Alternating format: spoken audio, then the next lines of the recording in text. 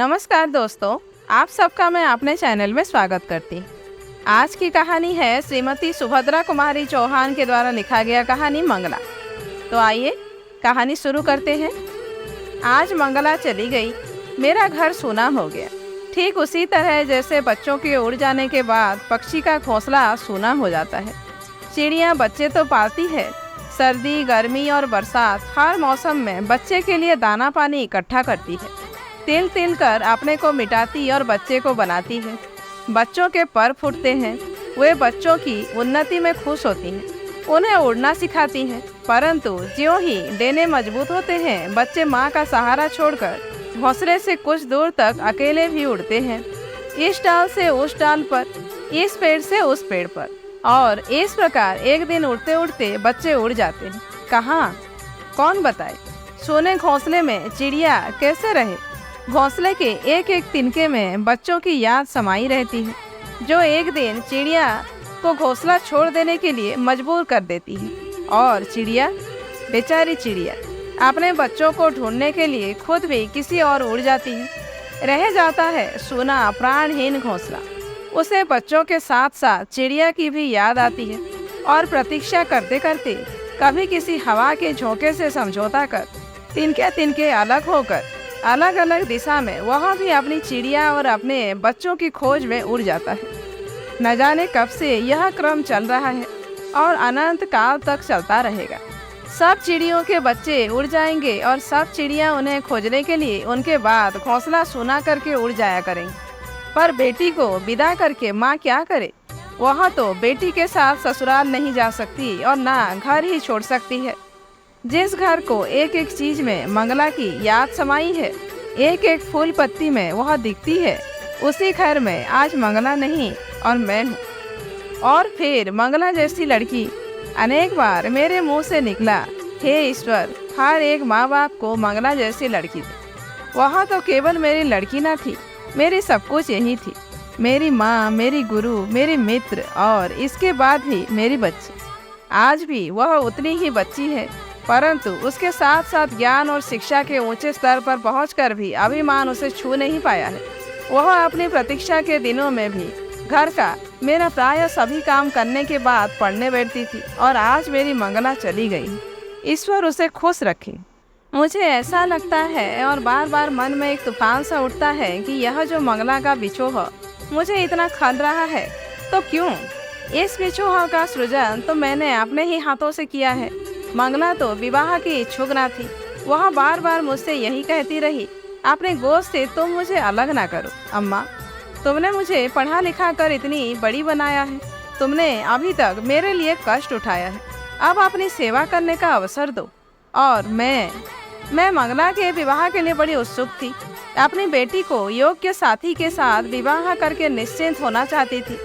उस दिन जब बीए का रिजल्ट निकला और मंगला पास हो गई अच्छे डिवीजन और अच्छे नंबरों के साथ, तो मुझे कितनी प्रसन्नता हुई उस दिन। मंगला एक मजदूरनी की बेटी, स्वयं भी अपने माँ के साथ मजदूरनी की तरह काम करने में कभी संकोच न करती थी।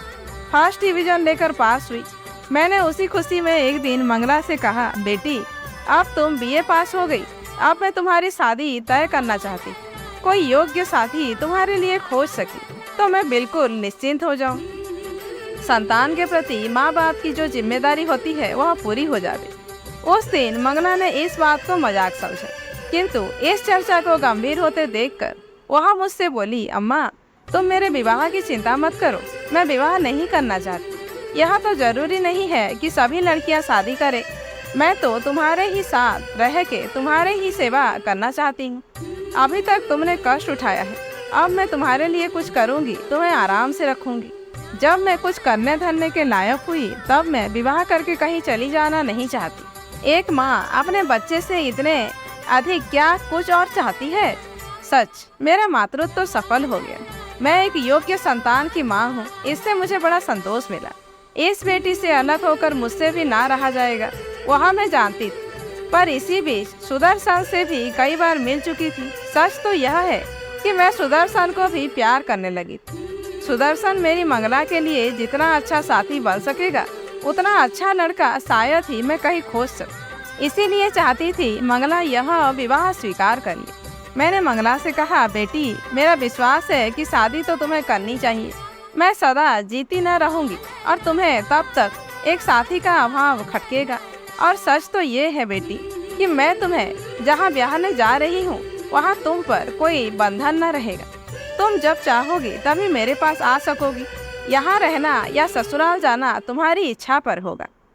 बेटी ने लापरवाही से हंसकर जवाब दिया था, यह सब अम्मा विवाह से पहले की बातें हैं। विवाह के बाद पुरुष पत्नी को अपनी संपत्ति समझने लगता है। पति चाहे जितना पढ़ा लिखा विद्वान हो, पब्लिक प्लेटफॉर्म पर खड़ा होकर स्त्री को समान अधिकार और स्वतंत्रता देने के विषय में चाहे जितनी लंबी लंबी सपीचे झाड़े, पर घर के अंदर पैर रखते ही पुरुष पुरुष हो जाता है। स्त्री यदि उसकी इच्छाओं को अपनी इच्छा ना बना ले, उसके इशारे पर आंख कान बंद करके ना चले तो खैर नहीं। पास पड़ोस के घरों में, इन शिक्षित परिवारों में भी जो कुछ होता है वह जानती हो। यह सच जानबूझकर भी तुम क्यों चाहती हो माँ कि मैं विवाह कर लूँ? फिर तुम मेरे स्वभाव को भी जानती हो।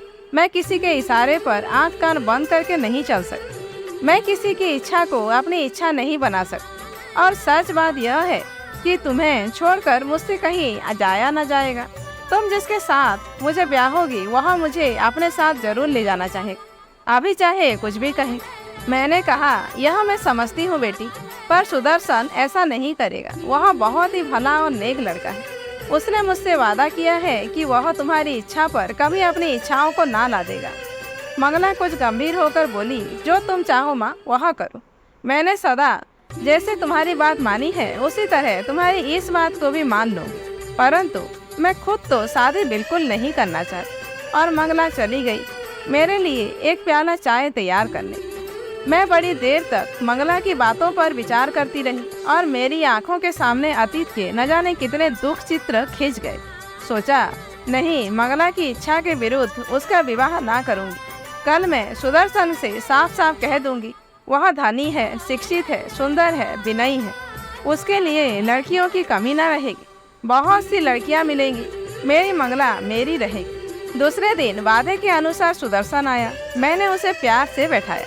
उसे देखते ही मेरा विवाह ना करने का निश्चय कुछ हिल सा गया, परंतु मैं संभली। मैंने कहा, सुदर्शन, जैसा तुम जानते हो विवाह मैं खुद तो करना चाहती हूँ, पर मंगला विवाह के लिए तैयार नहीं है। मुझे छोड़कर जाने की कल्पना से भी वह सिहर उठती है और विवाह के बाद ससुराल उसे जाना ही पड़ेगा। यही कारण है वह विवाह नहीं करना चाहता। सुदर्शन का चेहरा उतर गया। वह बोला, ऐसी बात तो नहीं है कि विवाह के बाद उन्हें आपको छोड़कर जाना ही पड़ेगा। जाना ना जाना तो उनकी इच्छा पर रहेगा, और वैसे तो विवाह के बाद भी वह चाहे तो आपके ही पास रह सकती है। मुझे कोई शिकायत ना होगी। मैंने पूछा, तुम्हारी माँ को भी कुछ ना लगेगा? वह भी रहने देंगी? सुदर्शन बोला, अम्मा मेरे किसी मामले में दखल नहीं देती। मैंने कहा, सुदर्शन, यह सब बात मैं मंगला से कह चुकी हूँ।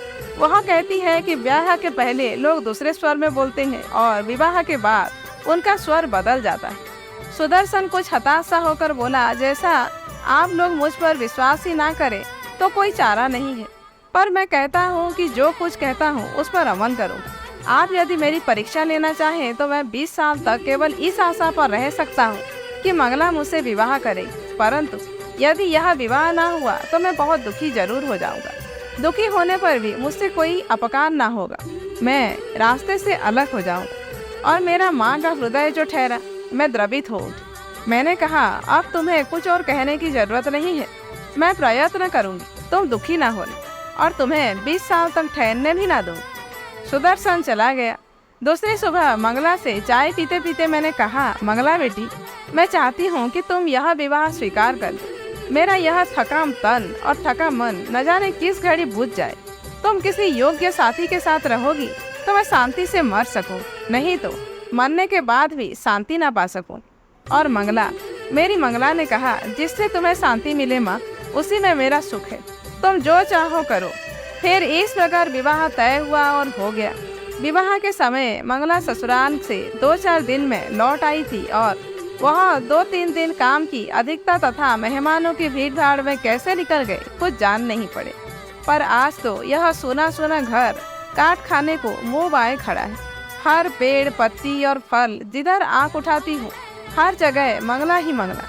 मंगला के अतिरिक्त और कुछ सोचता ही नहीं।